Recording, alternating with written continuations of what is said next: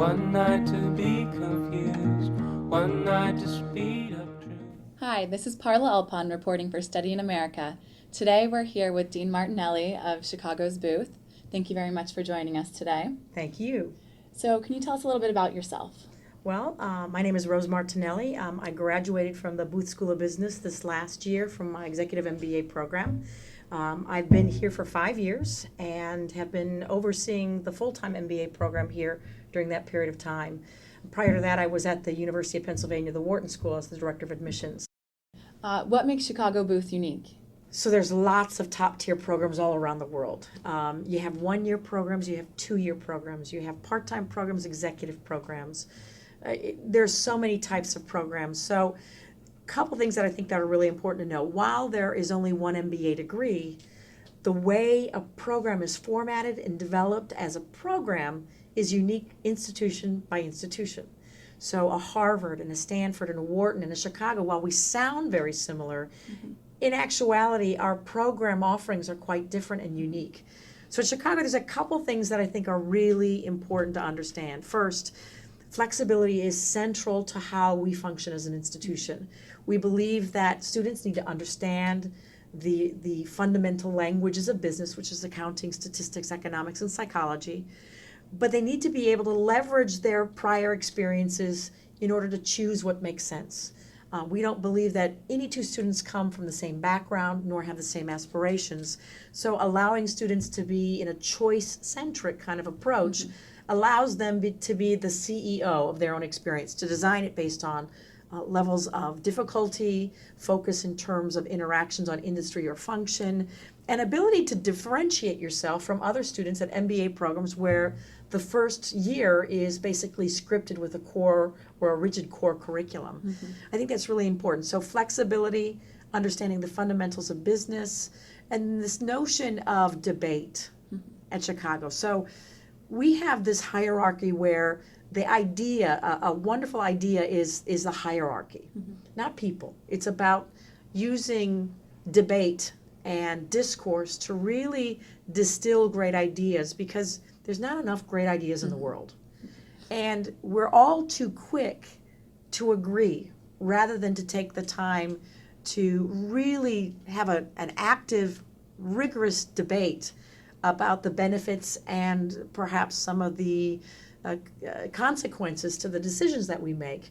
And the one thing that we do know in leadership today is that there's nothing that's going to prepare you better than understanding frameworks, having the confidence to question, having the confidence to tap other people and knowledge to really push you, because it's through that refining fire you become a much more confident leader.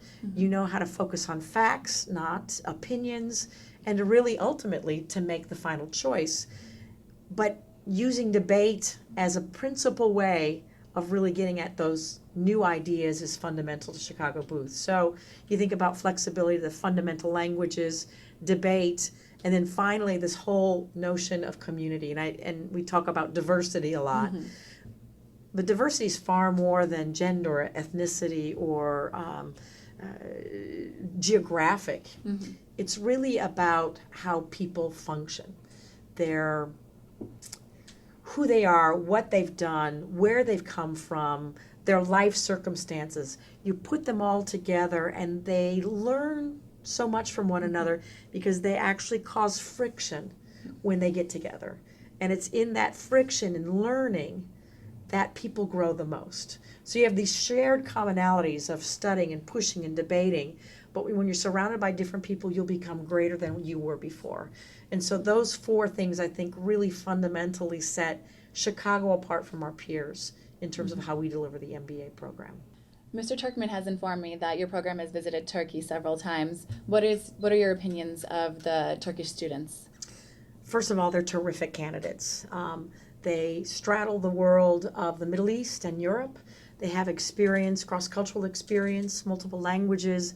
And with what's happening in the world today, there's an increasing desire to understand how to leverage and navigate across cultures and to be involved more in the broader world, not just the European world, but Asian and Latin America and the United States as well, in terms of business vocabulary, opportunities to leverage their strengths, build upon relationships, and really figure things out through new lenses by experiencing diversity of other people.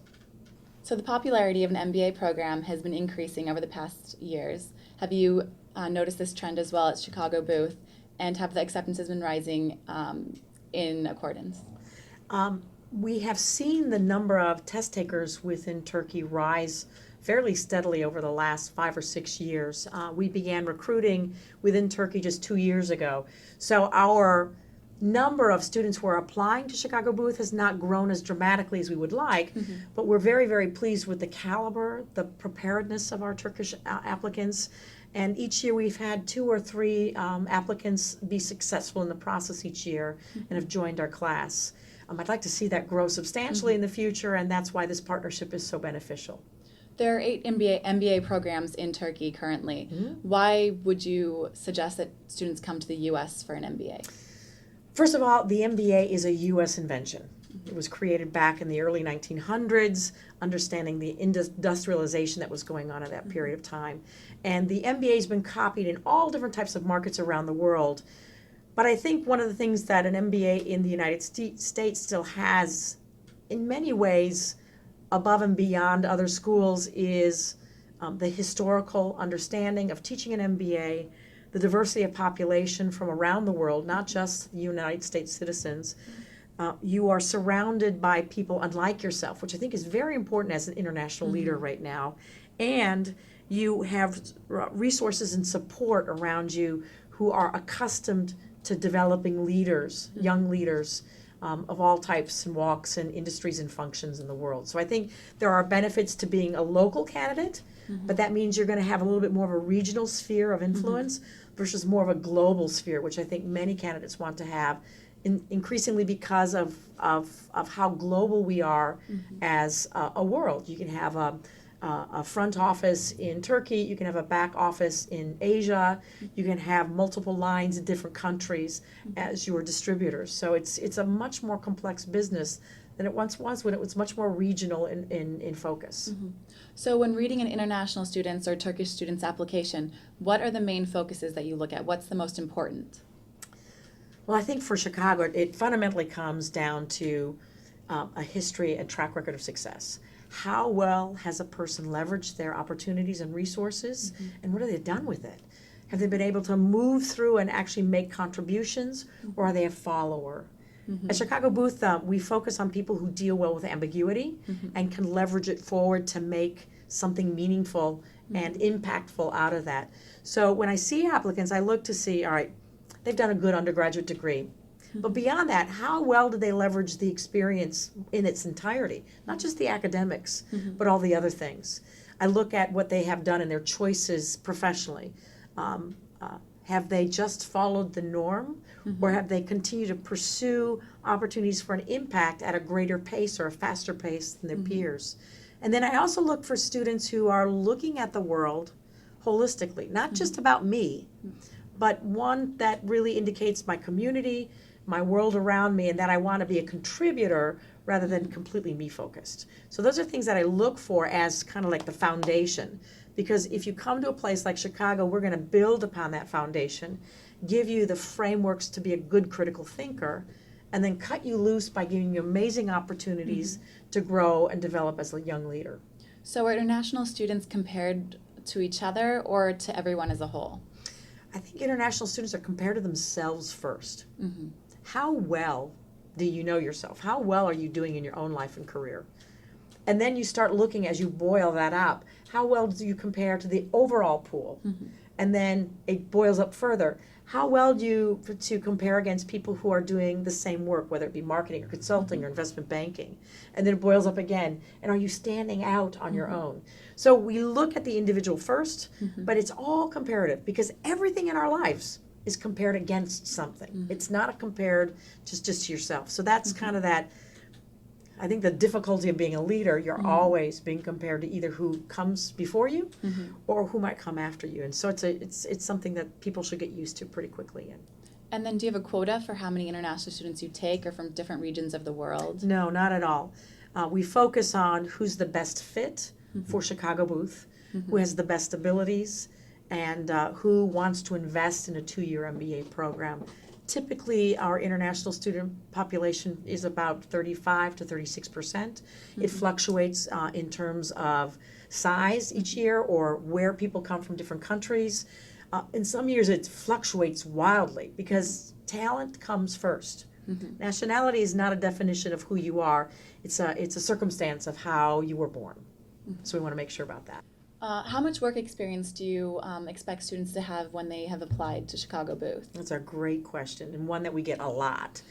So there's no right or wrong answer here. That we don't have any minimums. We don't have any maximums. So you're never too old for an MBA. Look at me. I just got mine. But I think one of the things that's important to understand is that an MBA is a professional degree. It's a finishing degree, meaning it's important for you to have had some work experience prior to entering the program so you can leverage the knowledge you get in the classroom with your classmates for a broader discussion and analysis. Whether that's internships while you're in school or 1 or 2 years out of college, or maybe some people are really trying to find where they fit in their career or industry or function. And so some students come at 15 years of experience. There's no right or wrong time, but you really have to think through about when's the optimal time in terms of my ROI, which is your return on your investment. Right. The longer you wait, the more expensive the education comes because of the work foregone. Right. The earlier you do it is really terrific, but you have to have enough knowledge to leverage it so you don't miss opportunities because you didn't know you should do that. So it's a little bit of a trade-off, and it's only, I would say, known by the individual. It's not any norm. So how does the admissions office tell if someone only has maybe 1 year of work experience or right out of undergraduate, if they're ready or not for an MBA? That's a very good question. You have to answer that question. We will ask it for you. We will say, why do you want an MBA right now? And if you can't articulate why now, it's clear you're not ready for it. But if you've thought it through, if you looked at your alternatives, whether it be switching careers, switching industries or functions, or going to school and looking at your learning curves, you should be able to address, I have enough knowledge, or I'm going to be stuck and I need to make this this jump right now, or take another career path, do another year or another 2 years. There's really no right or wrong answer, but the bottom line is you have to understand yourself and have done a good enough self-awareness, a self-assessment to know what your abilities are and what your learning needs are. Well, I'd like to thank you very much on behalf of Study in America for your insights and your time. Great. Thank you very much for your time as well.